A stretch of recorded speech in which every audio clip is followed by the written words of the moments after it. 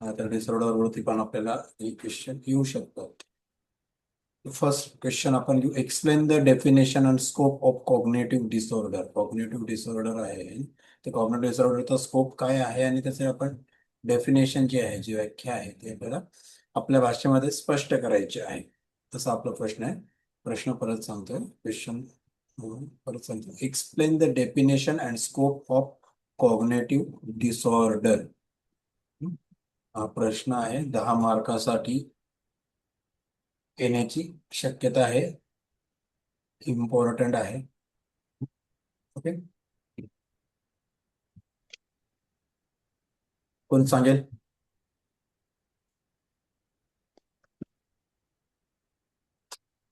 कोणीही बोलू शकतो, म्हणजे असं काही नाही. म्हणजे बाकीच्यांना, ज्यांचा नाही झाला अभ्यास किंवा जे वाचून नाही आले, त्यांना पण ते त्यांच्या कानावर जातं. तर परत सांगा ना, sorry. Explain the definition and scope of cognitive disorders. बोधात्मक विकारांची व्याख्या आणि त्याची व्याप्ती स्पष्ट करा. बोधात्मक विकार जे आहेत त्यांची व्याख्या आणि त्याची व्याप्ती स्पष्ट करा. बोधात्मक विकार म्हणजे कॉग्नेटिव्ह डिसऑर्डर असं आपण त्याला म्हणतो. येस सर, बोलू मी? येस. हा सर, कॉग्नेटिव्ह डिसऑर्डर हे इम्पेअरमेंट जे आहे ते आपल्या मेंटल प्रोसेसला अफेक्ट करते. जसे की बरोबर. एखादी व्यक्ती जी आहे ती कसं थिंक करते, कसं जे परसिव्ह जे करतो आपण, जे परसेप्शन शिकलेलो आहे ते कसं परसिव्ह करते, हे ह्याच्यामध्ये सगळे हे जे लर्निंग आहे, आपण जे टास्क लर्न करतो, जे बघतो, हे ह्या सगळ्या प्रोसेसमध्ये इम्पेअरमेंट येते. म्हणजे हे सगळं प्रोसेस अफेक्ट होते आणि ह्याचं फंक्शनिंग बरोबर होत नाही. तर त्याच्यामुळे जे मेमरी आहे, लँग्वेज आहे, अटेन्शन आहे, प्रॉब्लेम सॉल्विंग टास्क आहे, ह्या सगळ्यांमध्ये हे अफेक्ट होतं, हे डिस्टर्ब होते आणि ह्याची प्रोसेस जी आहे ती हळूहळू कालांतराने खूप कमी कमी होत जाते आणि it affects in future. Okay, great. त्याच्या स्कोप. आणि स्कोप म्हटलं की हे आपल्याला स्कोप जे आहे म्हणजे हे कोणत्या कोणत्या फील्डमध्ये आपल्याला हे आजार जे आहेत हे दिसून येतात, हे बरोबर. डिसेबिलिटी डिसऑर्डर दिसून येतात. तर हे जे आहे न्यूरो डिजनरेटिव्ह कंडिशन्स आहे, जसं की वॅस्क्युलर डिमेन्शिया आहे, अल्झायमर आहे, पार्किन्सन्स आहे, ह्याच्यामध्ये हे दिसून येतात. पुन्हा ब्रेन इंजुरीज जे आहेत, स्ट्रोक्स, इन्फेक्शन ह्याच्यामुळे जे होतात. आणि अजून जे आहे इलनेस, एखादा मेडिकल एखादा मोठा आजार झाल्याने जे डिप्रेशन येतं, त्याच्यामुळे सुद्धा इथे प्रॉब्लेम येऊ शकतो. आणि येस, अजून मेन आहे की अकॅडमिक परफॉर्मन्स, जे मुलांना इंटेलेक्च्युअल डिसेबिलिटीज डिसऑर्डर जे असतात, त्याच्यामध्ये एज्युकेशनल आणि अकॅडमिक बेसिसमध्ये त्यांना खूप प्रॉब्लेम येतो. लर्निंग डिसेबिलिटीज म्हणू शकतो आपण येस, याला. Correct. Thank you ma'am. Kavita ma'am. अजून कोणी? खूप छान सांगितलं कविता मॅडमनी. अजून कोण बोला. काय असतं कॉग्नेटिव्ह डिसऑर्डर, काय आहे?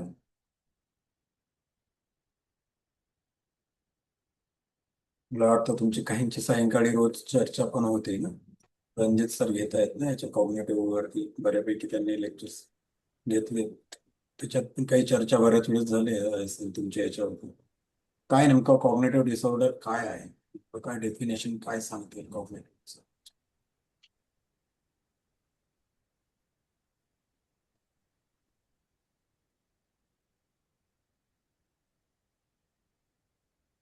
कोणीतरी बोला.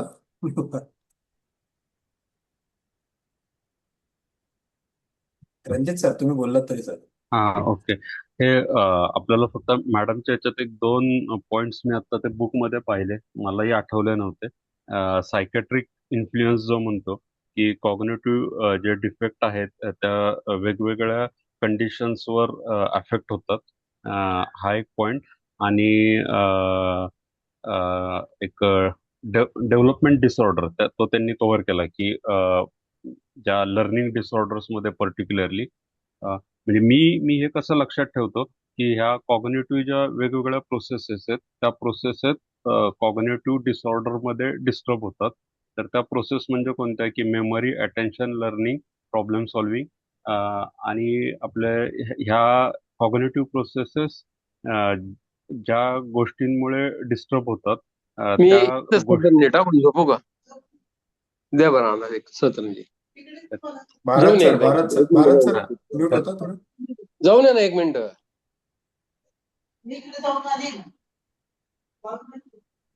तरी विचारलं मग.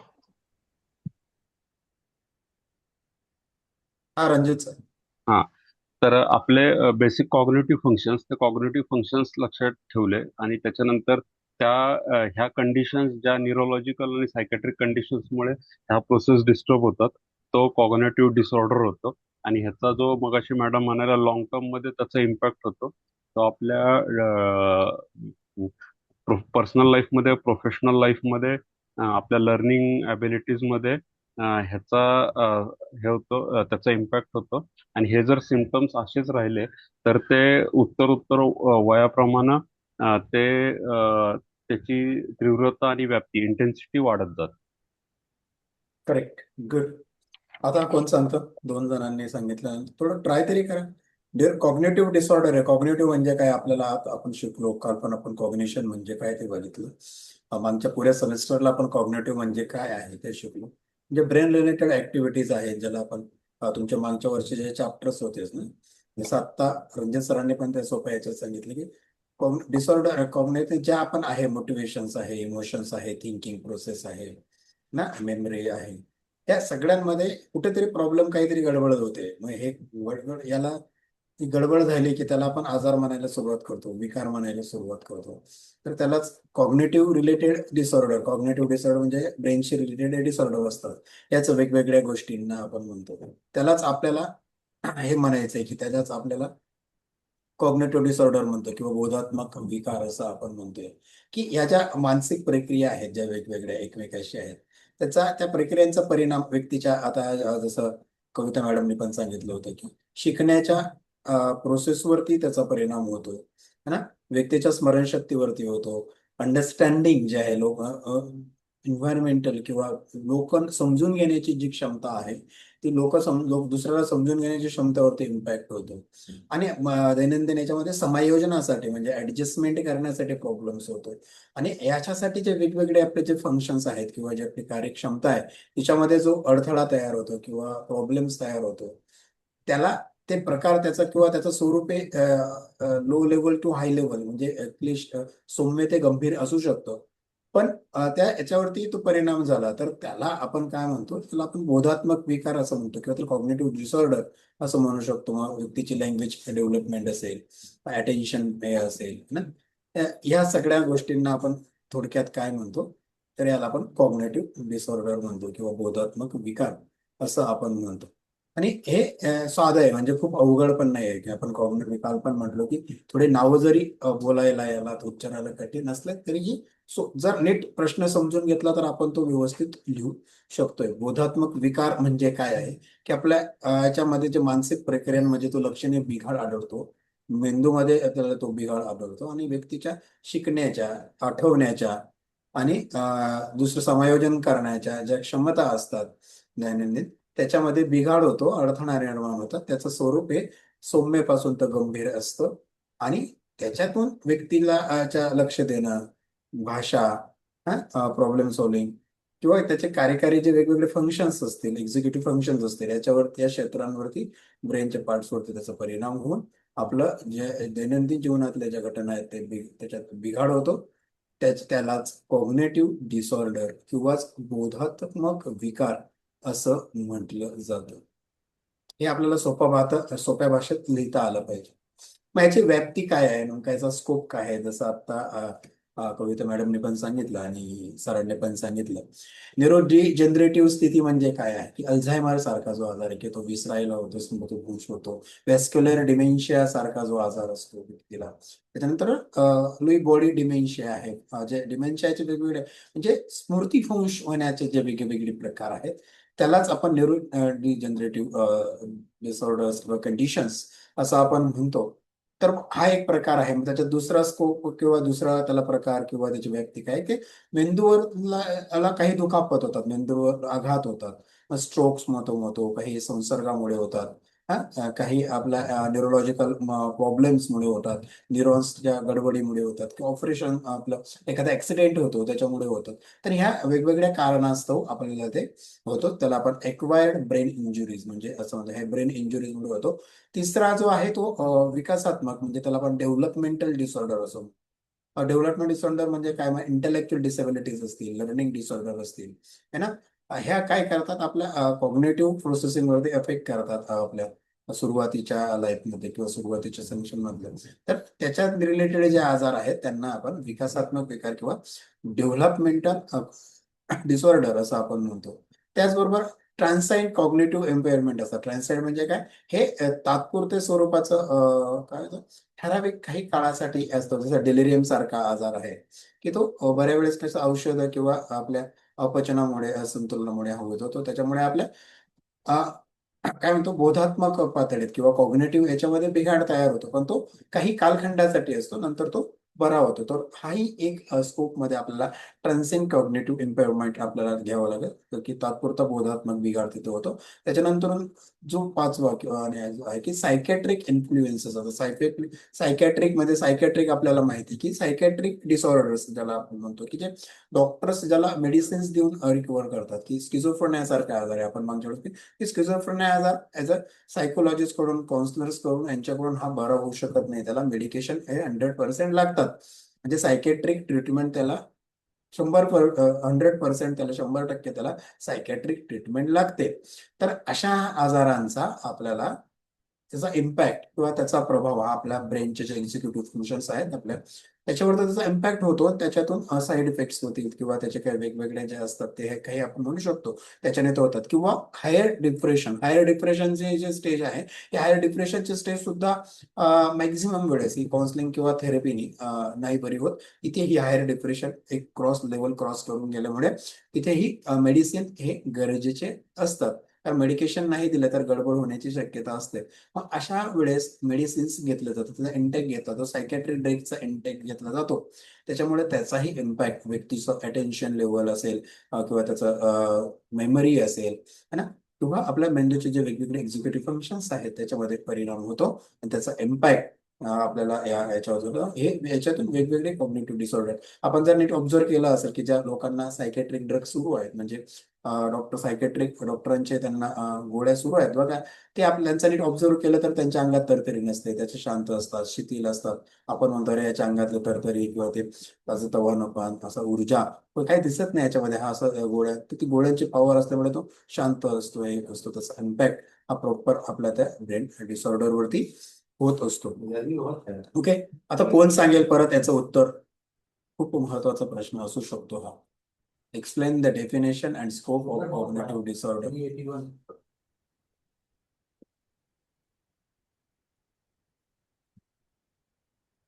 बस आता आम्ही जे सांगितलं तेच सांगायचं.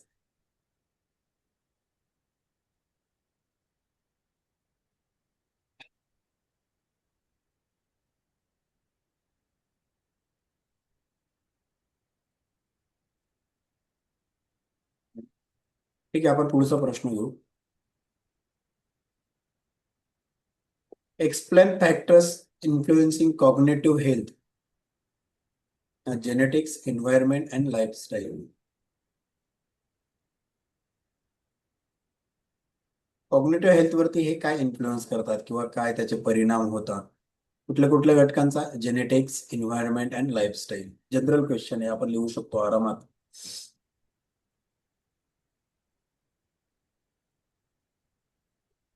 Explain the factors influencing on cognitive health, genetics, environment and lifestyle. Genetics म्हणजे ज्याला आपण मराठीत अनुवंशकता म्हणतो, आपला आजूबाजूचं एन्व्हायरमेंट असेल आणि आपली जीवनशैली असेल, याचा आपल्या कॉग्निटिव्ह हेल्थ किंवा बोधात्मक आरोग्यावरती काय परिणाम होतो ह्या गोष्टींचा, याचा असा प्रश्न विचारलाय. काय होतो बरं, जेनेटिक्सचा काय परिणाम होऊ शकतो? ठीक आहे, आपण वाचलं नसेल काय असेल, एक अंदाज करावा की आपल्या मेंदूच्या किंवा बोधात्मक आरोग्यावरती अनुवांशिकतेचा काय परिणाम होऊ शकतो. सर काही डिसीजेस हे इनहेरिटेड असतात. डिसीजेस म्हणण्यापेक्षा काही ब्रेनचे जे असतात फंक्शन्स किंवा मेमरी हे म्हणूया किंवा ओव्हरऑल कॉग्नेटिव्ह पोटेन्शियल जे असतं ते इनहेरिटेड असू शकतं. ते ओके जर इनहेरिटेड झालं तर त्याचे ते लाईक अल्झायमर डिसीजेस किंवा हे आपण जनरली म्हणतो की हेरिडेटरी असतात किंवा अनुवंशिक असतात, तर ते पुढे कॅरी फॉरवर्ड होऊ शकतात जेनेटिक असल्यामुळे. परत Good. काही अटेन्शन किंवा मेमरीच्या सारख्या गोष्टी, प्रॉब्लेम सॉल्विंग स्किल्स पण हे कॉग्नेटिव्ह अबिलिटीज ह्या पण हेरिटेबिलिटी असू शकतात. म्हणजे म्हणतो आपण की जेनेटिकली हुशार आहे एखादी व्यक्ती किंवा जीन्समध्येच आहेत तर ते आले ह्यांच्यामध्ये पण. त्यामुळे जीन्समध्ये जर काही म्हणजे थोडक्यात हेरिडेटरी जर काही प्रॉब्लेम असेल कॉग्नेटिव्ह तर तोही कॅरी फॉरवर्ड होऊ शकतो. बढिया. मॅडमने शलाक मॅडमने सांगितलं आता आपल्याला की अनुवांशिकतेचा म्हणजे जेनेटिक्सचा काय काय आपल्याला येऊ शकतो. पुढे पर्यावरण किंवा एन्व्हायरमेंट हा काय परिणाम करू शकतो आपल्या मेंदूवरती किंवा आपल्या बोधात्मिक हेल्थवरती, कॉग्नेटिव्ह हेल्थवरती. तर ह्याचा पण लहानपणामध्ये जर काही ट्रॉमा झाला असेल, सराउंडिंग कसा असेल, ह्याचा तुमच्या शिक्षणावर, इमोशनल डेव्हलपमेंटवर परिणाम होऊ शकतो. ट्रॉमॅटिक चाइल्डहुड म्हणतो किंवा इन्सिक्युअर चाइल्डहुड जर असेल तर त्याच्यामुळे चाइल्डहुडचा तुमचं चाइल्डहुड कसं गेलं म्हणजे अर्ली लाईफ एक्सपिरियन्सेस आपण म्हणू शकतो ह्याला. किंवा काही त्याच्यानंतर काही औषधं किंवा टॉक्सिन जर झाले असतील किंवा काही एखाद्या गोष्टीचा क्रॉनिक स्ट्रेस असेल, कुठल्याही गोष्टीचा असू शकतो, त्याला भरपूर कारणं आहेत. त्याच्यामुळेही तुम्हाला ब्रेन हेल्थ किंवा कॉग्नेटिव्ह डिफिक्ट्स होऊ शकतात. बरोबर. सोशल इकॉनॉमिक स्ट्रेस म्हणजे जर त्याच्यामध्ये आपण फायनान्शियल कंडिशन म्हणू शकतो, एज्युकेशन म्हणतो किंवा काही लोकांना काही संध्या मिळतात, सोशल ऑपॉर्च्युनिटीज मिळतात, काहींना नाही मिळू शकत. त्याच्यामुळे त्याचाही परिणाम होऊ शकतो. बरोबर. तिसरं लाईफस्टाईल. लाईफस्टाईलमध्ये पण परत सर तेच येतं की फिजिकल ऍक्टिव्हिटी आपण म्हणतोच, फिजिकल ऍक्टिव्हिटी ब्रेनला ऍक्टिव्ह करते. त्यामुळे जर फिजिकल ऍक्टिव्हिटी नसेल म्हणजे त्याच्यामध्ये काही लोक करत नसेल, काही फिजिकली हँडिकॅप लोक असतील, दोन्ही गोष्टी असू शकतात सर. डाएट आणि न्यूट्रिशनचा पण ह्याच्यामध्ये खूप मोठा रोल असतो. मेंटल स्टिम्युलेशन आपण म्हणतो की जर ब्रेन ऍक्टिव्ह ठेवण्यासाठी तुम्ही पझल सोडवा, गेम्स खेळा, कोणी हे करावं, रीडिंग करा, even for that matter keep on learning, जे आयुष्यभर शिकत राहा, त्याच्यामुळे तुमचा ब्रेन ऍक्टिव्ह राहू शकतो. चांगली बरोबर. झोप, मेडिटेशन, शांत झोप किंवा पुरेशी झोप ही आवश्यक असते. आणि प्लस तुम्ही एकलकोंड पण राहून उपयोगाच नाही, तुम्हाला सोशली ऍक्टिव्ह राहायला पाहिजे, लोकांशी मिळून मिसळून लोकांशी कम्युनिकेशन करणं पण खूप गरजेचं असतं. करेक्ट. बढिया. शलेका मॅडमने आपल्याला तिन्ही पॉइंट्स प्रॉपर आपल्याला सांगितले. आपण पण सांगू शकतो, काही नाही जनरल आहे. जेनेटिक्स, एन्व्हायरमेंट आणि लाईफस्टाईल हे जनरल आपण लिहू शकतो याच्यावरती. जेनेटिकच्या बाबतीत काय लिहू शकतो? The genes influence the brain development, neural circuits and neurotransmitter regulation.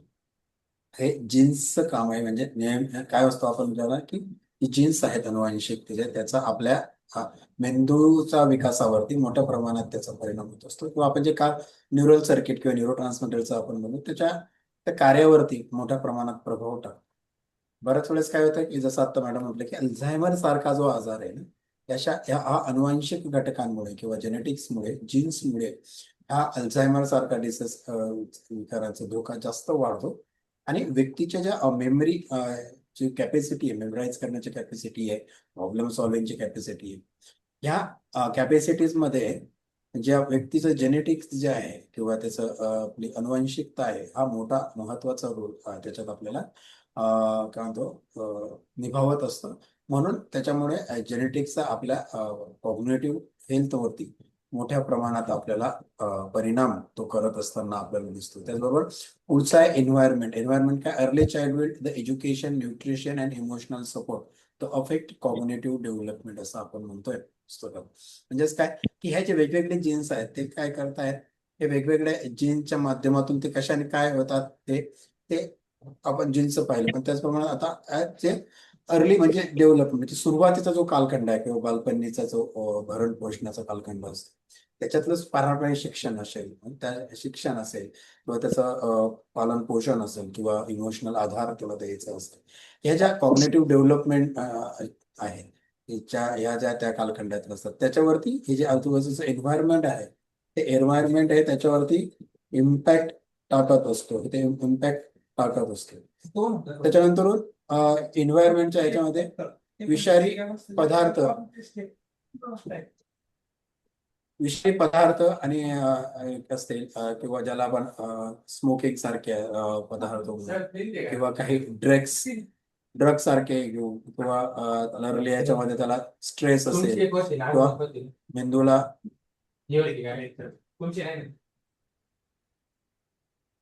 मेंदूला काही आघात झाला, काय झाला, तर त्याचा आपल्या मेंदूच्या आरोग्यावरती किंवा आपल्या कॉग्नेटिव्ह हेल्थवरती मोठ्या प्रमाणात आपल्याला हे परिणाम त्याचा झालेला दिसतो. आणि सोशल इंटरॅक्शन आणि cognitive stimulation improve cognitive result. म्हणजे काय, जर एखाद्या व्यक्ती सामाजिक जाऊन सामाजिक सोशल इंटरॅक्शन, लोकांशी संवाद करणं, लोकांशी कम्युनिकेशन करणं आणि लोकांचे काय म्हणतात त्याला इंटलेक्च्युअल टॉकिंग किंवा काय म्हणतात इंटलेक्च्युअल आपण चर्चा करत असतो ना, बौद्धिक अशी चर्चा एखादी घडून आणतो. त्याच्यामुळे काय होतं, तर व्यक्तीच्या कॉग्नेटिव्ह हेल्थवरती पॉझिटिव्ह परिणाम त्या गोष्टीचे होत असतात. म्हणजे लोकांशी दुसऱ्याशी जास्त संभाषण केल्याने ना, लोकांशी मिक्स होण्याने याच्याने कॉग्नेटिव्ह डेव्हलपमेंट व्यक्तीची चांगली होत असते. आणि पुढचं जे आपण म्हणतो की लाईफस्टाईल, तर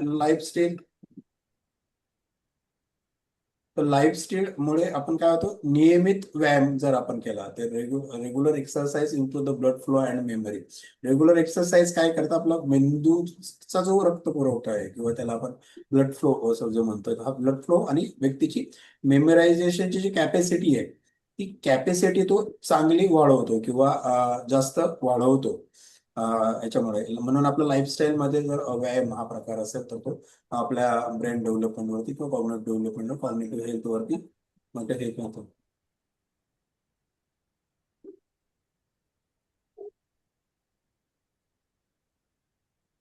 तर तो मोठ्या प्रमाणात इम्पॅक्ट हा टाकत असतो. त्याचबरोबर रीडिंग, जर आपला रीडिंग प्रॉपर असेल आणि आपण काय म्हणतो त्याला, आपण पझल्स जास्त सोडवत असू, नवीन गोष्टी शिकण्यावरती आपला जास्त भर असतो, तर काय होतं, आपले जे ब्रेन्स मधले न्यूरल कनेक्शन असतात, ते न्यूरल कनेक्शन हे अजून पॉझिटिव्ह किंवा अजून मजबूत होण्याचं ते जास्त अजून त्याला इम्पॅक्ट होतो. आणि आपली हॅबिट्स, खाण्याच्या हॅबिट्स, जेवणाच्या हॅबिट्स, की आपण संतुलित फूड, म्हणजे ज्याला आपण संतुलित म्हणतो, बॅलन्स फूड जर आपण घेतलं, बॅलन्स न्यूट्रिशन असलेलं जर आपण घेतलं, तर ते चांगल्या प्रकारे आपल्या मेंदूच्या विकासासाठी मदत करतं. म्हणजे अशा प्रकारे वेगवेगळ्या याच्यामध्ये आपले जे लाईफस्टाईल आहे ते आपल्याला येतं. त्याच्यातून आपलं झोप आलं, आपलं दैनंदिन आपलं स्ट्रेस मॅनेजमेंट आलं, आपलं इमोशनल मॅनेजमेंट आलं, हे सगळं आपल्या लाईफस्टाईलमुळे आपला त्याचा इम्पॅक्ट आपल्या याच्यावर ब्रेन डेव्हलपमेंट किंवा कॉग्नेटिव्ह हेल्थवरती होत असतो. पुढचा प्रश्न आहे, आता मी असं गेस धरतो की बाकीचे काही बोलणार नाहीत, म्हणून मी आता पुढच्या प्रश्नाकडे मी जातोय. Okay. Explain autism spectrum disorder with reference to social cognition and communication difficulties. आता ऑटिझम स्पेक्ट्रम डिसऑर्डर काय आहे, हे आपल्याला आपण वाचलं असेल आजूबाजूला, बऱ्यापैकी आपल्याला याचे पेशंट्स आज मोठ्या प्रमाणात आपल्याला पाहायला मिळतात. ऑटिझमचे आपण ऑटिझम म्हणूनच ओळखतो, पण त्याला ऑटिझम स्पेक्ट्रम डिसऑर्डर असं एक आहे. तर त्याच्या दोन त्यांनी सांगितलं, with reference to social cognition and communication difficulties. म्हणजे ऑलरेडी त्या आजारातल्या ज्या डिफिकल्टीज आहेत ते त्यांनी तिथं मेन्शन करूनच दिलेलं आहे. तुम्ही जर क्वेश्चन्स मध्ये पाहिलं तर social cognition and communication difficulties हे त्या ऑटिझम असलेल्या व्यक्तीला असतातच. म्हणूनच ते दोन, पण त्याचा आधार घेऊन आपल्याला उत्तर लिहायचं आहे. तर काय आपण उत्तर लिहिणार, काय सोशल कॉग्निशन चॅलेंजेस काय असतात, ऑटिझम झालेल्या व्यक्तीला सोशल कॉग्निशन चॅलेंजेस काय असतात. सर बोलू मी? हा बोला. हा सर, पहिलं म्हणजे ऑटिझमची मुलं जी असतात त्यांचा आय कॉन्टॅक्ट हा स्टेबल नसतो, तर त्याच्यामुळे ते आय कॉन्टॅक्ट करून कोणाशी बोलू शकत नाही. ओके, बरोबर. बोलायचं जरी झालं तरी त्यांचं म्हणजे बोलणं जे आहे ते like with proper facial expression नसतं, ते कसंही आरडाओरडा करत त्यांचे भाव व्यक्त करतात, तर त्यामुळे ते सोशली एंगेज होत नाही. ती मुलं एकटी एकटीच खेळत राहतात. त्यांना अशी गर्दी आवडत नाही. गर्दी बघितलं की त्यांचं रडणं खूप म्हणजे एक्सप्रेशन सगळे चेंज होतात, बॉडी लँग्वेज चेंज होते सगळी. आणि पुन्हा जर त्यांना काही एक्सप्रेस करायचं असेल स्वतःबद्दल, समोरच्याशी बोलायचं असेल, तर ते एक्सप्रेस करू शकत नाही. त्यांचं माइंड जे आहे ते म्हणजे मग त्यामुळे त्यांची चिडचिड खूप होते आणि मग आरडाओरडा करतात. आणि प्लस म्हणजे समोरच्यांच्या मनात काय चाललेलं आहे ते मॅनिप्युलेट करू शकत नाही. सो ते जे आहे थिअरी ऑफ माइंड डेफिसिट मध्ये तेच सांगते की म्हणजे समोरचा माणूस आपण म्हणजे आपणही असं समाजामध्ये वावरताना किंवा कोणाशी बोलायला गेलो की समोरच्याचा मूड कसा आहे त्यानुसार आपण बोलतो. तर ह्या मुलांना म्हणजे समोरच्यांना ओळखता येत नाही, त्यांचे फिलिंग्स थॉट्स जे काय आहे ते त्यांना म्हणजे त्यांना मॅनिप्युलेशन नाही येत ते करता सर. करेक्ट. Good madam. अजून कोणी सांगताय?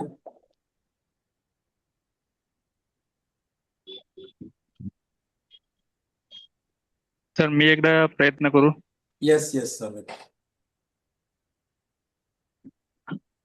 सर याच्यामध्ये जसं कॉग्नेटिव्ह डिफिकल्टीज मध्ये जसं मॅमनी सांगितलं, मुलं डोळे घालू शकत नाहीत किंवा एकटं राहण्यासाठी पसंत करतात किंवा एखाद्याशी दोस्ती मैत्री वगैरे जास्त दिवस टिकू शकत नाहीत, मग ते करताना अडचणी येतात. याच्यासाठी परत अजून नंतर नवीन नवीन जसं परिस्थिती आहे त्याला जुळवून घेण्यासाठी त्यांना त्रास होतो किंवा एका गोष्टीवरती लक्ष केंद्रित करू शकत नाहीत सर. बरोबर. सर मी सांगू काय? हा सांगा ना.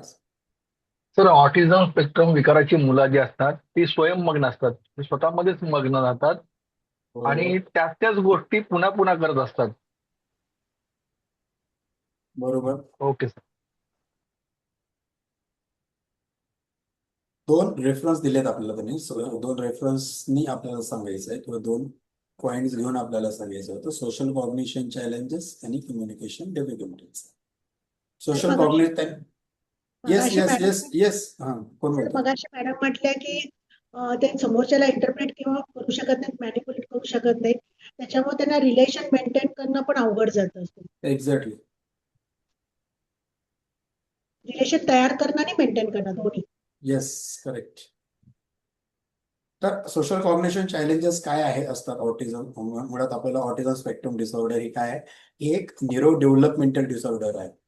याच्यात म्हणजे व्यक्तीला स्पेसिफिक डिफिकल्टीज काय येतात? तर सोशल कॉग्निशन आहे, कम्युनिकेशन आहे, रिस्ट्रिक्टेड इंटरेस्ट यांना इंटरेस्ट कसा असतो? हा प्रॉपर लिमिटेड, खूपच लिमिटेड असतो. आणि एक जसं आता सरांनी सांगितलं त्याप्रमाणे रिपीटेडली बिहेवियर करतात, एक ऍक्टिव्हिटी रिपीटेडली ते करत असतात.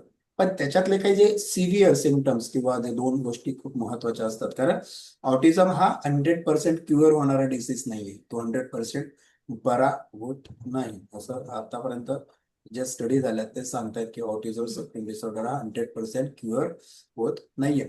पण मग याच्यात थोड्याफार प्रमाणात सुधारणा करता येते, ते येऊ शकते. पण मग चॅलेंजेस काय आहेत? ते चॅलेंजेस आपल्याला नाही कळालेत, त्याचे प्रॉब्लेमच नाही कळालेत, तर त्याच्या अडचणीच नाही कळाल्यात. तर सुरुवातीला आपण त्यांनी म्हटलं की सोशल कॉग्निशन चॅलेंजेस तर काय आहे? जसं आता सगळ्यांनी सांगितल्याप्रमाणे त्यांना चेहऱ्यावरील भाव असेल, त्याच्या आपली नॉन व्हर्बल ऍक्टिव्हिटीज असेल, डोळ्यांशी एकमेकाला डोळ्यात डोळे घालून पाहणं, आपण बऱ्याच वेळेस ना कम्युनिकेशन आपण म्हणतो की समोरच्या डोळे घालून पाहिलं पाहिजे, तर हा आय कॉन्टॅक्ट त्यांचा अजिबातच नसतो, त्याच्यात त्यांना ते नसतो. आणि जसं आता मॅडम म्हटलं की त्यांना जरा ते पाहिलं तरी ते कुठेही पाहून बोलतील, काही बोलतील, किंवा ते स्वतःला कशा प्रकारे व्यक्त करतील त्याच्यात असं फिक्स नाही, ते काही वेगळ्या पद्धतीने करू शकतात. तर हे म्हणून त्यांना प्रॉपर जे आहे बॉडी लँग्वेज नाहीये, त्यांना प्रॉपर आय कॉन्टॅक्ट नाहीये, आणि समोरच्याच्या एक्सप्रेशन्स आहेत ते त्यांना समजण्यास अडचणी येतात.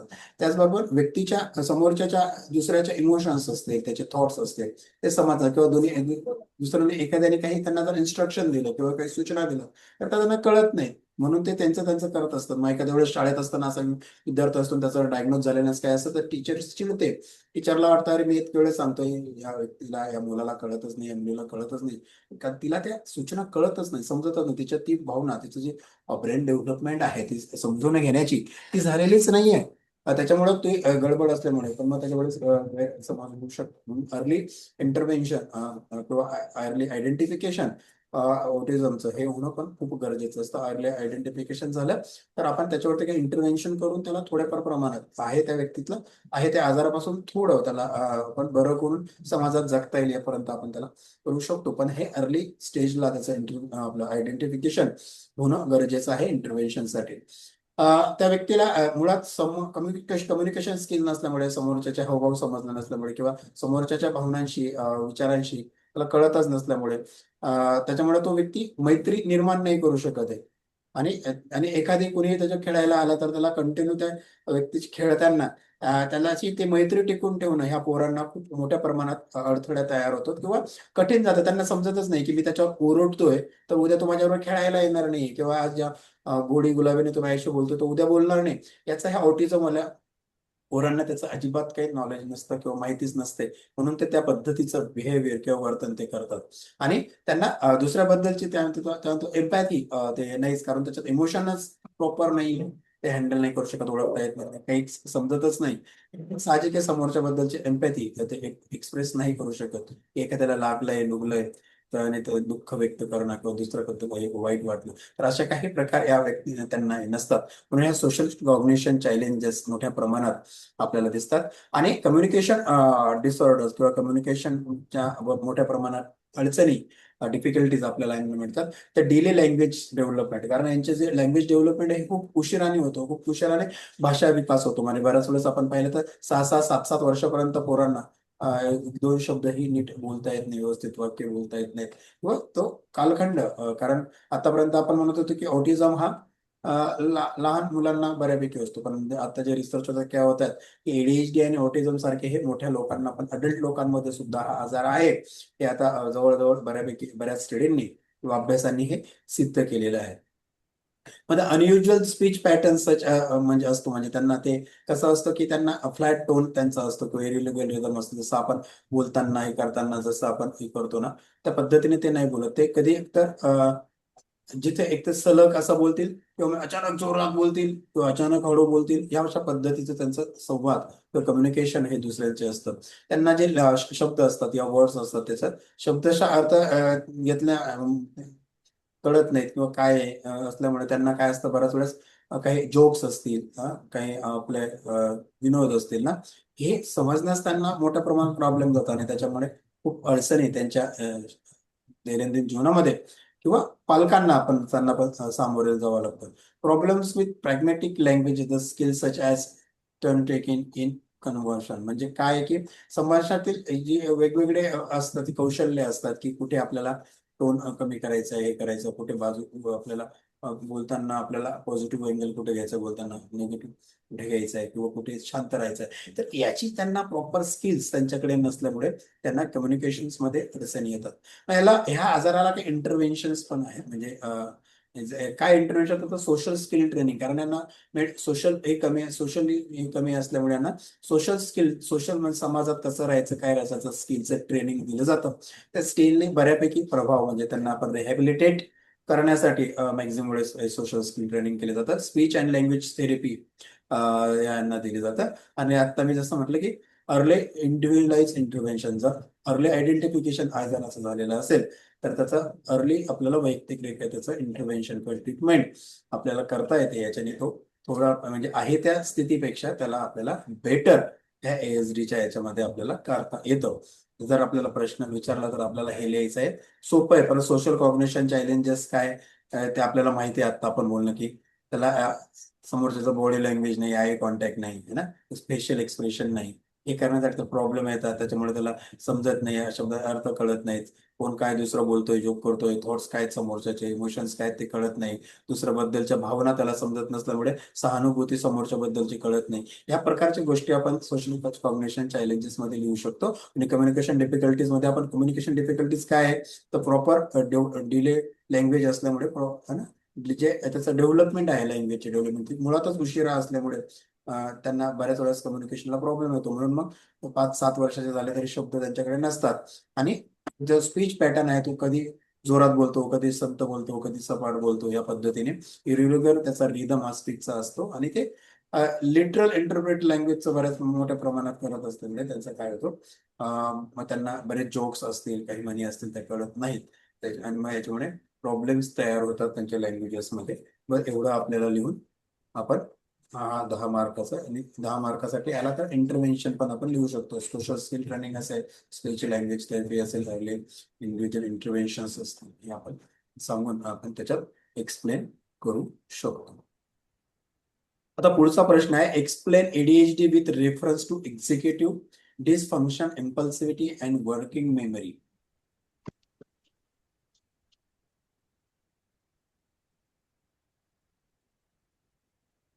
एडीएचडी सांगायचं आता आपल्याला. आता आपण ऑटिझम सांगितलं, आता आपण एडीएचडी सांगायचे.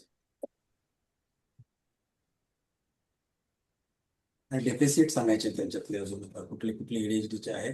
डिसफंक्शन आहे, इम्पल्सिव्हिटी आहे, वर्किंग मेमरी आहे, याच्यातले जे डेफिसिट्स आहेत ते आपल्याला सांगायचं आहे.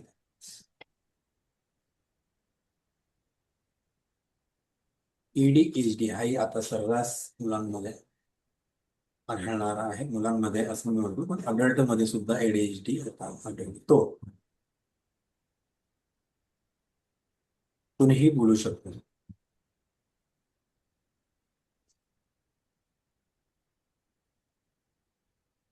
ते असं होतं, मीच प्रश्न विचारतोय आणि मीच सांगतोय, असं नको व्हायला.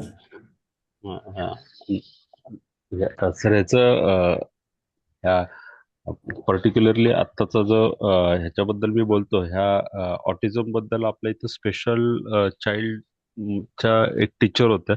त्यांनी ह्याचं एक चांगलं सांगितलं होतं की त्यांच्या समोर जी मुलं असतात त्यांनी फक्त एकच सांगितलं होतं की आपली भाषा त्यांच्यापर्यंत पोचत नाही आणि त्यांची आपल्यापर्यंत कळत नाही. तर हे एकदा जर कळालं तर आपल्याला चांगलं कळू शकतं. हा मला एक मगाशी बोलायचं होतं.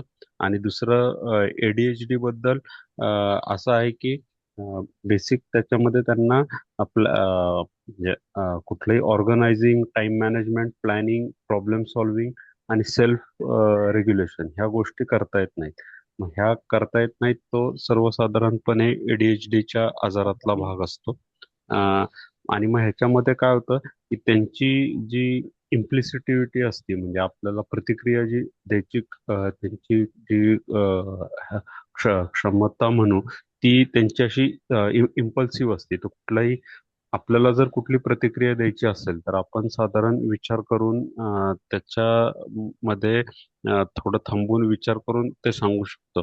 पण ह्या एडीएचडी मध्ये ते जे प्रतिक्रिया देतात ते त्या देताना कुठलाही विचार किंवा त्याचा परिणाम काय होईल अशी त्यांच्याकडे भावना नसते किंवा त्यांची तशी विचार करण्याची पद्धत नसते.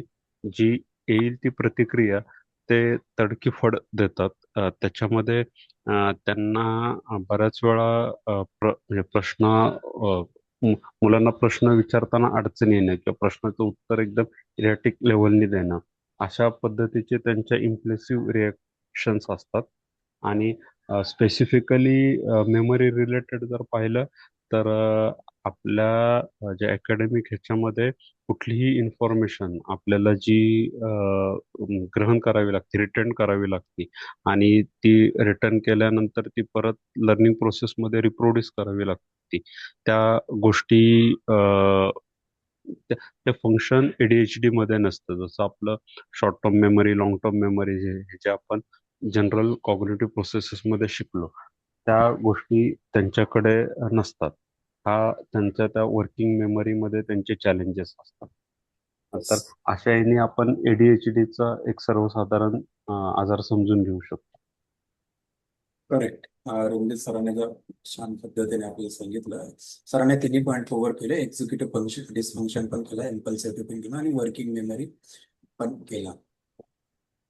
काय नेमकं अजून कोणाला ऍड करायचं आहे किंवा मला सांगायचं आहे असं सांगू शकता?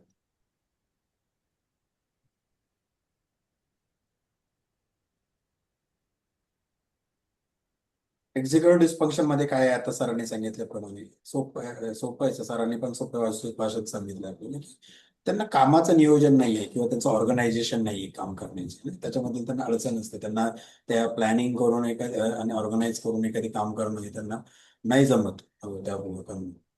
मग टाइम मॅनेजमेंट आणि सेल्फ कंट्रोल किंवा सेल्फ डिसिप्लिन किंवा सेल्फ रेग्युलेशन या बाबतीत या मुलांना खूप मोठ्या प्रमाणात प्रॉब्लेम्स असतात. त्याच्यामुळे त्यांना अडचणी येतात किंवा ते नाही करू शकत.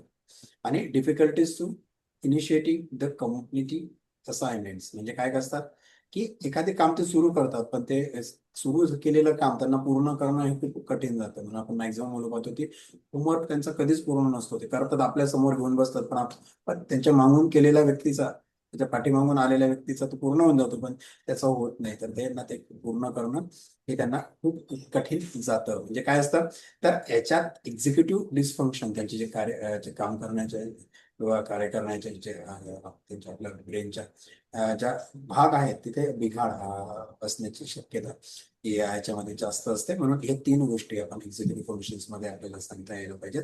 त्याच्यामुळे इम्पल्सिव्हिटी म्हणजे acting without thinking about consequences म्हणजे काय की कुठल्याही परिणामांचा विचार न करता ते कृती करतात. जसं आता सरांनी सांगितलं ते म्हणजे त्यांनी एखाद्या व्यक्तीला मारलं, त्याच्या मारल्यानंतर शिक्षक ओरडतील, पालक ओरडतील किंवा त्याला मारल्यानंतर त्याला जास्त लागेल किंवा काय होईल ते, किंवा स्वतःचं डोकं ते भिंतीला जोरजोरात आपटून पण घेतात. त्याच्यानंतर मला काय त्रास होईल, बघते येईल, काय येईल याचा कुठलाही विचार ते न करतात, ऍक्ट करतात. परिणामांचा विचार न करता तर ऍक्ट करतात. म्हणजे हा इम्पल्सिव्हिटीचा एक महत्वाचं उदाहरण आपल्याला त्याच्यात घेता येतं. त्याच्यानंतर इंटरप्टिंग टू कन्व्हर्सेशन फ्रिक्वेंटली म्हणजे काय असतात ते कम्युनिकेशन करताना काय करतात, वारंवार कम्युनिकेशन्स मध्ये ते काय करतात, व्यत्यय आणतात, ते थांबवण्याचा प्रयत्न करतात पण ना काही गोष्टी करून ते स्टॉप करण्याचा ते प्रयत्न करत असतात.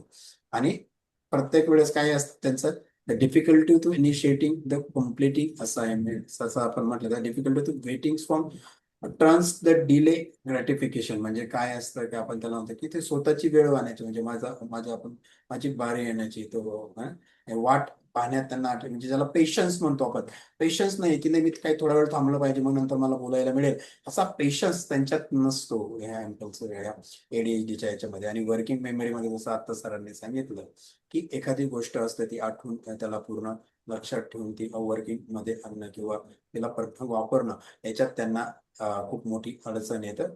म्हणून त्यांना अनेक वेगवेगळ्या स्टेप्स वरती म्हणजे सूचनांचं पालन, कारण मुळात त्यांना जसं ऑटिझम वाल्यांना पण सूचना कळत नाही तर इथे हे सूचना ऐकण्याच्या ह्यांची मनस्थिती नसते. म्हणून यांना ते सूचना पालन करणं, दुसऱ्याचं ऐकणं, त्या पद्धतीने करणं यांना त्याच्यात त्यांना खूप प्रॉब्लेम्स किंवा अडथळे किंवा समस्या यांना होतात. म्हणून यांचं काय होतं शेवटी यांची जी शैक्षणिक कामगिरी असेल ना किंवा काही त्यांच्या प्रॉब्लेम सॉल्व्हिंगच्या जी क्षमता असतात ते हळूहळू काय होतं कमी व्हायला सुरुवात होते. म्हणून त्यांचा अकॅडमिक परफॉर्मन्स म्हणून याची आहे ते आपल्याला कमी व्हायला सुरुवात होते. असे आपण तीन सोप्या आहेत, त्या सोप्या याच्यात आपण लिहू शकतो एक्झिक्युटिव्ह डिस्फंक्शन, इम्पल्सिव्हिटी आणि वर्किंग मेमरी डेफिशिएट. या तीन गोष्टींवरती आपण छानपैकी एडीएचडी आपण हे करू शकतो.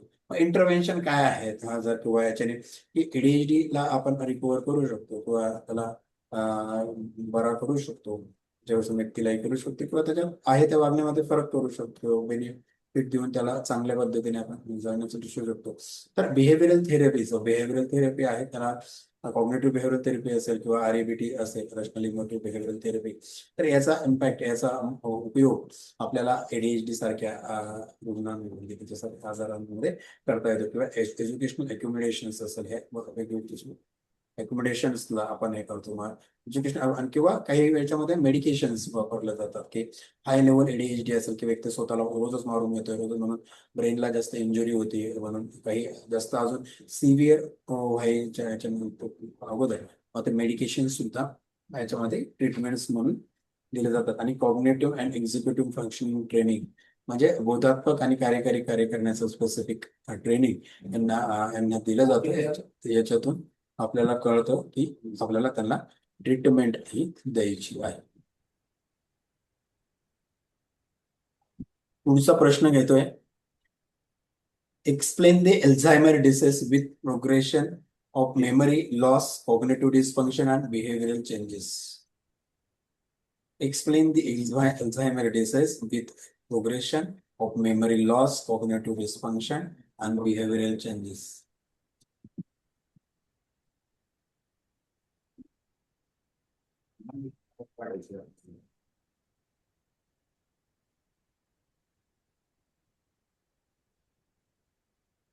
ठीक, अल्झायमर डिसीज काय आपण सगळ्यांनी कुठल्या याच्यात पहिल्या होतो आपण, न्यूरोडिजनरेटिव्ह डिसऑर्डर आहे, बरोबर.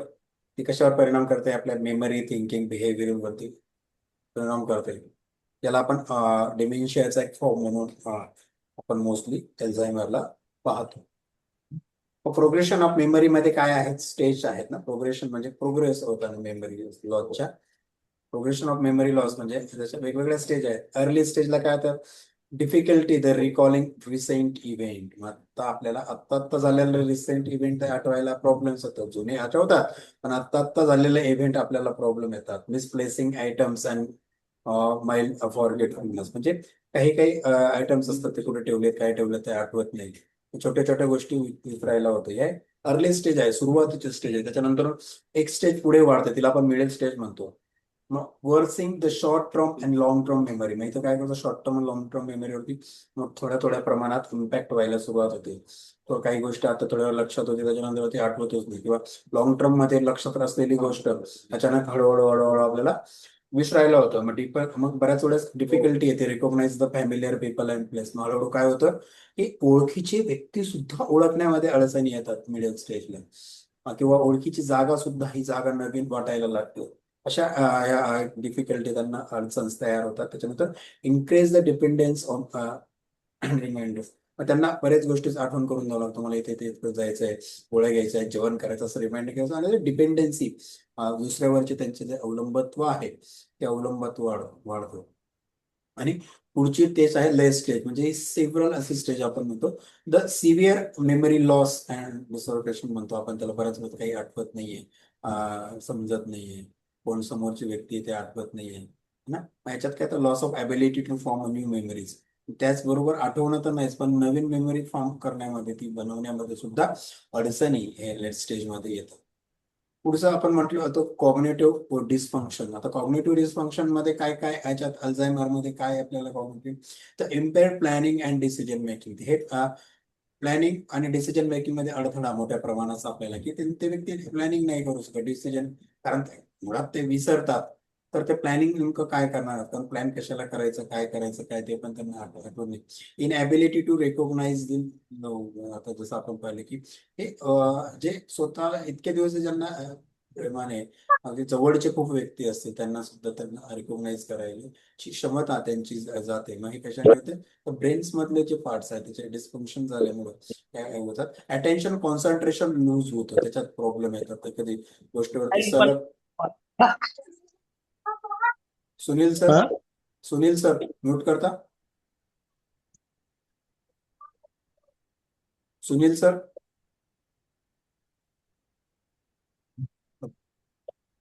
तर अटेन्शन आणि कॉन्सन्ट्रेशन प्रॉब्लेम यांना होतात. त्याच्यावर लक्ष देण्यासाठी ठराविक गोष्टीवरती ठराविक लक्ष नाही देऊ शकत. अटेन्शन लेवल स्पॅन खूप कमी असतो याचा.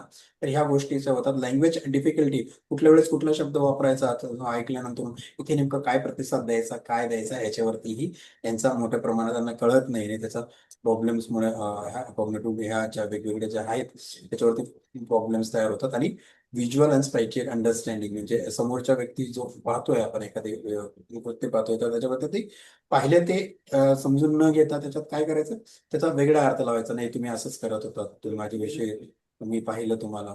तर एक गैरसमज करणं वेगळं. पण तुम्ही दोन गोष्टी एक ते बोलत होतात तर नाही ते बोलत नाही, मग तुम्ही वेगळं काहीतरी करत होतात. माझ्याशी असे प्रॉब्लेम्स त्याच्यामुळे आणि अंडरस्टँडिंग मध्ये व्हिज्युअल आणि स्पेशल अंडरस्टँडिंगला प्रॉब्लेम्स आपल्याला येतात. तर याच्याने काय होतं, त्यांचं साहजिक आहे की एवढं सगळं घडल्यानंतर त्याच्या वर्तनामध्ये खूप मोठ्या प्रमाणात बदल झालेला आपल्याला दिसतो. मग वर्तनात काय बदल होतो, तर डिप्रेशन, एन्झायटी आणि इरिटेबिलिटी येते. डिप्रेशन लागतं, एन्झायटी, कारण व्यक्ती सांगतो, बाबा तुला किती वेळेस सांगायचं, आपण म्हणतो अरे तू सांगितलंच नाही, तो व्यक्ती म्हणतो तू सांगितलंच नाही, तर आपण म्हणतो अरे आता किती वेळेस सांगितलं, 5-6 वेळेस सांगितलं, म्हणतो नाही. त्याच्यामुळे समोरचा चिडतो, समोरचा चिडला की त्यांनाही यांची चिडचिड वाढते, इरिटेट होतात ते की सगळेच लोक माझ्याशी असं का वागतायत. मग हळूहळू तसं डिप्रेशन, एन्झायटी याच्यामध्ये येतं आणि हळूहळू यांचं काय होतं, मग त्याच्यातून जाऊ दे, लोक मला खोटं ठरवतात, मला माहितीच, कारण त्यांना आठवतच नाही, तर त्यांना माहितीच नाही काल काय झालं होतं ते, तर त्यांना वाटतं मग लोक माझ्याशी खोटं बोलतायत, सगळ्याच बाहेरच्या तर बाहेरच्या घरातले पण खोटं बोलतात. मग हळूहळू सोशल विड्रॉलनेस त्यांच्यात येतो, म्हणजे समाजापासून लोकांमध्ये मिक्स होण्यापासून ते हळूहळू हळू काय करतात, लांब होऊन एकलकोंडे, एकटे एकटे एकटे एकटे राहायला लागतात. आणि हळूहळू काय होतं, मग याचा इम्पॅक्ट त्यांच्या एज्युकेशन, म्हणजे ते जास्त वयस्कर दिसायला लागतात. त्यांचा ॲग्रेशन लेवल वाढतो, त्यांना मग हळूहळू हॅल्युसिनेशन, पण भ्रम्स, वेगवेगळे विभ्रम व्हायला लागतात, कोणी बोलतंय, काय होतंय काय होतंय, आणि त्याच्यातून त्यांचे आजार होऊन त्यांचं बिहेवियर हे इतरांपेक्षा वेगळं, म्हणजे ॲबनॉर्मल बिहेवियर कडे त्यांची वाटचाल ही सुरू होत असते. अशा पद्धतीने आपण हे करू शकतो, किंवा ह्या प्रकारे चर्चा करू शकतो.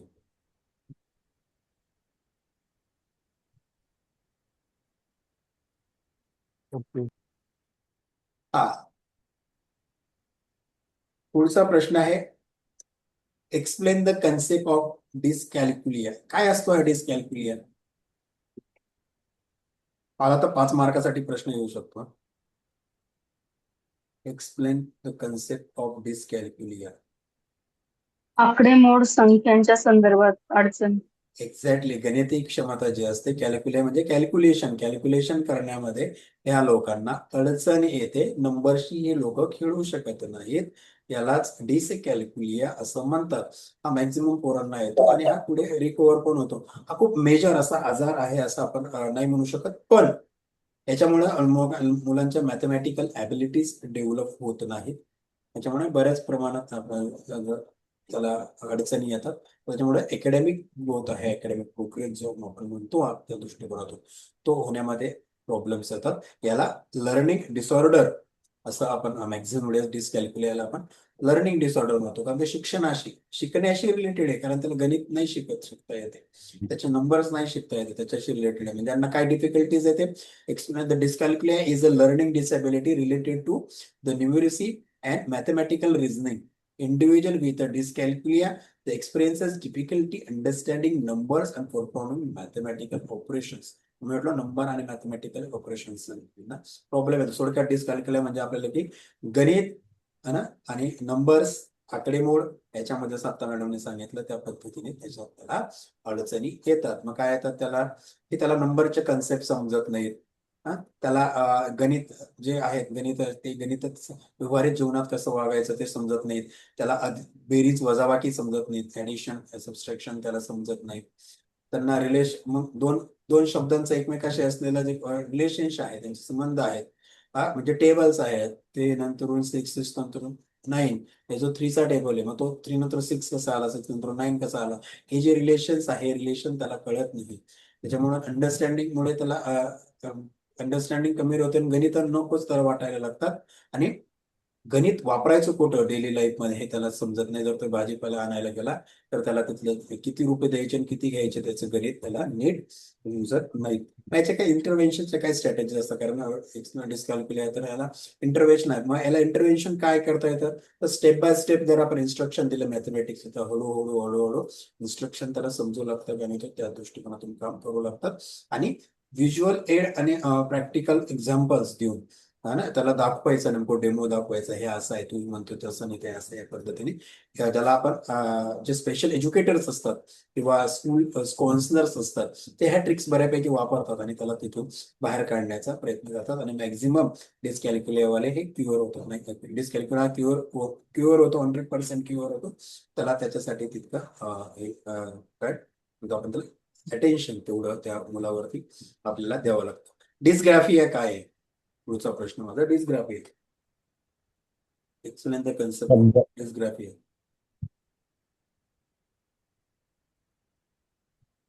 शब्दांमध्ये अडचण येते, अक्षर कळत नाही, उलट सुलट लिहितो. हा आता सर भाषेची अडचण. सुनील पाटील सरांनी जे सांगितलं ते डिस्ग्राफियामध्ये येतो का वेगळं काही नाव आहे त्याला? बघा सरांनी आता डिस्लेक्सियामध्ये येतं. येस करेक्ट डिस्लेक्सिया येतो. जो तारे जमीन पर पिक्चर होता आमिर खानचा, हा त्याच्यात बरोबर ते आहे. दिसायचं. त्याला डिस्लेक्सिया आपण असं म्हणतो. डिस्ग्राफिया हा लिहिण्यासाठी प्रॉब्लेम. यस करेक्ट लिहिण्यास संबंधितचा आजार आहे. म्हणजे हँडरायटिंग प्रॉब्लेम्स असतो त्याला. म्हणजे शब्द अक्षर कसे लिहायचे ते त्याला कळत नाही. म्हणजे तो एक अक्षर वरती लिहितो, दुसरा अचानक खाली लिहितो, तिसरा अचानक वरती लिहून जातो. त्याच्यातलं ग्राफ आहे ना, म्हणजे ग्राफिकल म्हणजे त्याला कसं सुंदर कसं दिसतं. बऱ्याच प्रमाणात हस्ताक्षर ज्यांचा खराब असतो त्या मॅक्झिमम मुलांमध्ये डिस्ग्राफिया असण्याची शक्यता ही जास्त असते. म्हणून त्यांना प्रॉपर स्पेस ठेवता येत नाही. प्रॉपर शब्दांचे जे साईज आहे, एक शब्द लहान लिहिणार तर एक खूप मोठा लिहिणार, म्हणून ते दिसायला खूप येतं. किंवा स्पेलिंग आणि ग्रामर्स याच्यामध्ये त्यांना प्रॉब्लेम जास्त येतात लिहिणार. आणि ऑर्गनायझिंग थॉट्स म्हणजे लिहितानाच्या वेळेस जे विचार जे करतात ना ते थॉट्स ऑर्गनायझिंग रायटिंगच्या बाबतीत तेवढंच त्यांना खूप मोठ्या प्रमाणात प्रॉब्लेम येतात. म्हणून मग हे काय होतं आणि याच्यामुळे काय होतं, जे फाईन मोटर जे ऍक्टिव्हिटी ज्याला आपण ब्रेन्स आपलं बोटांची ऍक्टिव्हिटी ज्या म्हणतो ह्या फाईन मोटर स्किल्स यांच्यामध्ये कमी बऱ्या प्रमाणात होतं. मग त्याच्यामुळे यांना फटिक सारखे सिच्युएशन त्यांची चिडचिड करतात. मग त्यांच्यात इम्पल्सिव्हिटी त्याच्यामुळे वाढते.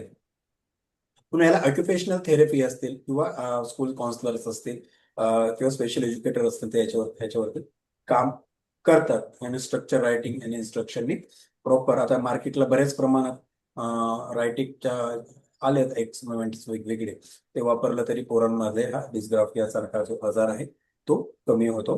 प्रॉपर मुलं लिहायला लागतात. मला वाटतं कळतंय ना सगळ्यांना, कारण मी जास्त हे आपण नाही करत आहे. आहे सरकार.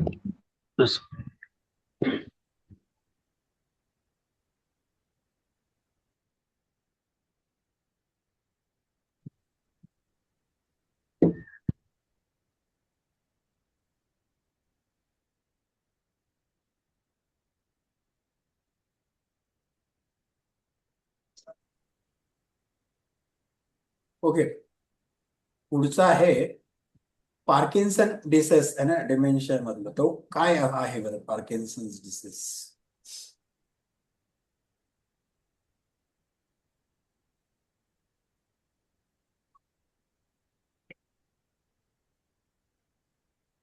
काय होतं बरं पार्किन्सन डिसेस मध्ये? मोस्ट इम्पेअरमेंट काय होतं, काय अडथळे येतात? येस चंद्रसेन.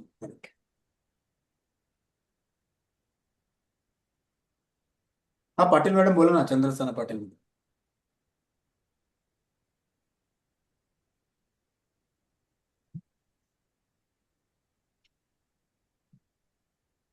तर पार्किन्सन म्हणजे कंपवात ना? बरं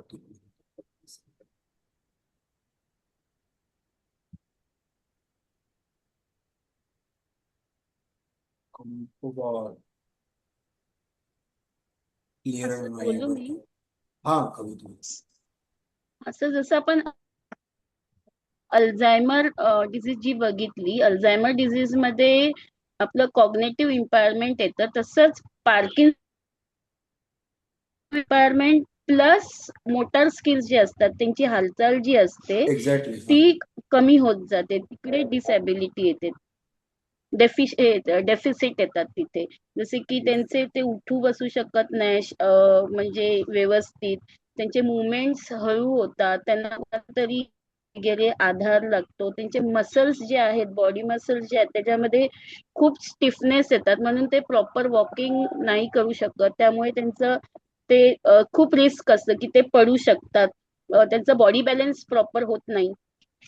तर हे सगळं त्याच्यामध्ये इम्पायरमेंट्स, मोटार इम्पायरमेंट्स मध्ये हे येतं. आणि प्लस त्याच्यामध्ये आपण जे अल्झायमर मध्ये जे शिकलो होतो कॉग्नेटिव्ह इम्पेअरमेंट ते सेम ह्याच्यामध्ये आहे sir. Exactly correct. Executive function, yes. Attention, visual special वगैरे जे सगळं आपण जे त्यात केलं होतं, हॅल्युसिनेशन, पुन्हा स्पेशल जागा ओळखण्याची, त्यांना जी जागा माहीत असते तीही त्यांना नवीन वाटते, रस्ते विसरणं. तर हे सगळं ह्याच्यामध्ये अल्झायमर डिझीज प्लस मोटार स्किल्सचे जे प्रॉब्लेम्स आहेत ते ह्याच्यामध्ये लिहायचे sir. Yes correct. The Parkinson disease डिमेन्शियामध्ये जसं आता मॅडम म्हटलं त्या पद्धतीने स्लो मुवमेंट होते, मस्कल रिजिडिटी असते, पोस्चरल इन्स्टेबिलिटी असते मॅडमने सांगितलं त्याचप्रमाणे, आणि cognitive. Umar sir, Shaikh sir. आणि कॉग्नेटिव्ह इम्पेअरमेंट मध्ये जसं आता मॅडमने सांगितलं तेच आपण जे अल्झायमर घेतले होते तेच आपल्याला इथं घ्यायचे आहे. Effect, explain the effect of loneliness on cognition. 5 मार्कासाठी महत्वाचा प्रश्न असू शकतो हा. Explain the effects of loneliness on cognition. एकटेपणाचा कॉग्निशनवर होणारा परिणाम. पण एकटं काय राहिलं की त्याचा काय परिणाम होतो कॉग्निशनवरती हे आपल्याला लिहायचं आहे. काय होतं बरं, एकटं राहिलं तर काय होतं आपल्या ब्रेन डेव्हलपमेंटवरती असेल किंवा बोधात्मक विकासावरती काय परिणाम होऊ शकतो.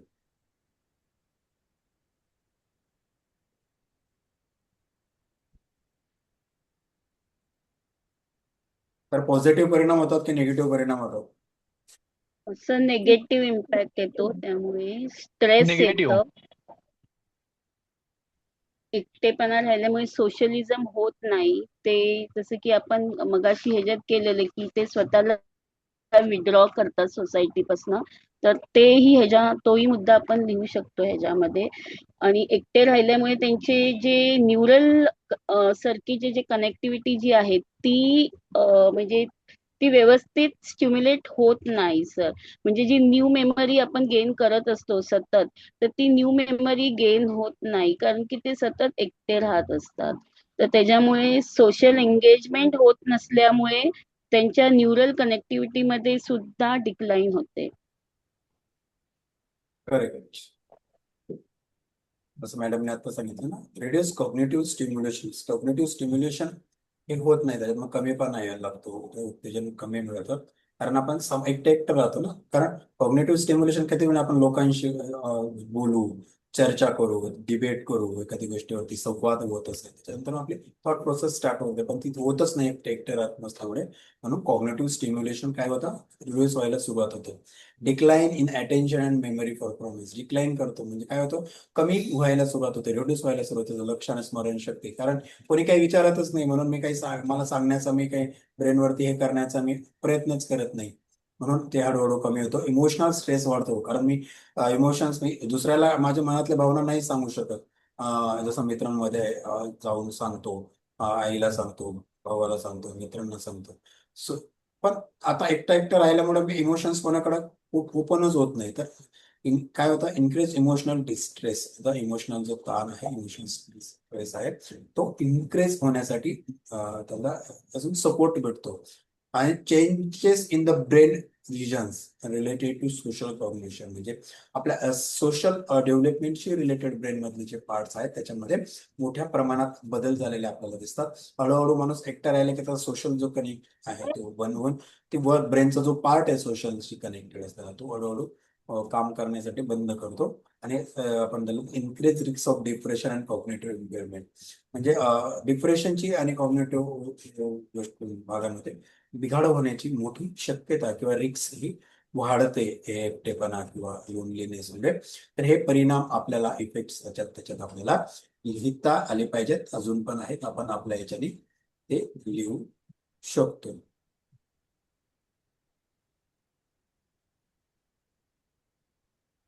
ओके.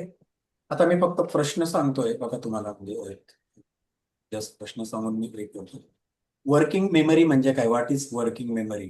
3 मार्काला कदाचित प्रश्न आला तरी सांगा बरं, काय वर्किंग मेमरी काय.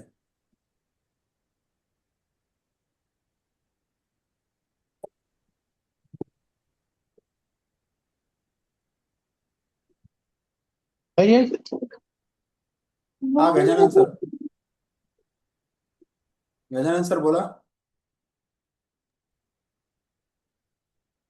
What is working memory? Working memory काय? सांगू sir. Yes sir. Working memory म्हणजे थोडक्यात आपल्याला कुठलंही टास्क करायचं असेल तर आपल्याला काही टेम्पररी मेमरी लागतं. म्हणजे जसं कॉम्प्युटरला जशी मेमरी असतं कॅश मेमरी, तशा टाईपची मेमरी लागतं. आणि ती जर नसेल तर आपण छोटे छोटे टास्क करू शकत नाही, आपल्याला छोट्या गोष्टी सुद्धा आठवू शकत नाही.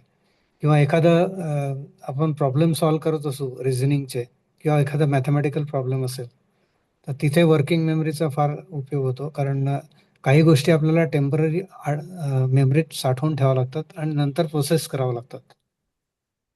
तर दॅट इज बरोबर. Working memory. Yes, correct sir.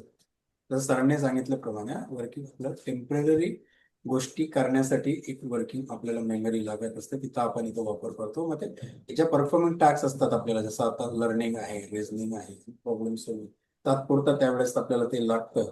मग त्याला आपण वर्किंग मेमरी असं म्हणतो. न्यूरो डिजनरेटिव्ह डिसऑर्डर म्हणजे काय? हे 3 मार्कासाठीचे प्रश्न विचारतो. न्यूरो, आपण वरती आता केलं, न्यूरो डिजनरेटिव्ह डिसऑर्डर काय?